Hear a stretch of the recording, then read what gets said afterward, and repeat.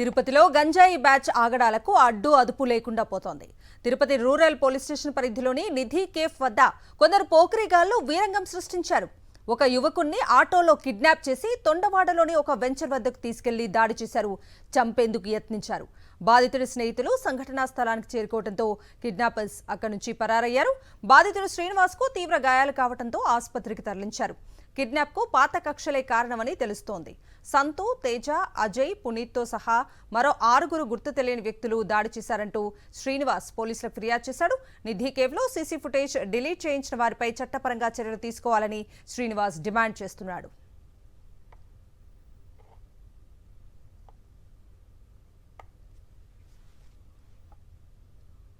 తిరుపతిలో గంజాయి బ్యాచ్ ఆగడాలకు అడ్డు అదుపు లేకుండా పోతోంది.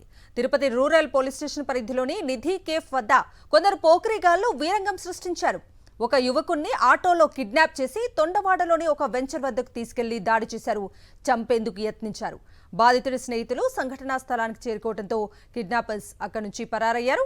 బాధితుడు శ్రీనివాస్ కు తీవ్ర గాయాలు కావడంతో ఆసుపత్రికి తరలించారు. కిడ్నాప్ కు పాత కక్షలే కారణమని తెలుస్తోంది. సంతు, తేజ, అజయ్, పునీత్ తో సహా మరో 6 గుర్తు తెలియని వ్యక్తులు దాడి చేశారంటూ శ్రీనివాస్ పోలీసులకు ఫిర్యాదు చేశాడు. నిధి కేవ్ లో సీసీ ఫుటేజ్ డిలీట్ చేయించిన వారిపై చట్టపరంగా చర్యలు తీసుకోవాలని శ్రీనివాస్ డిమాండ్ చేస్తున్నాడు.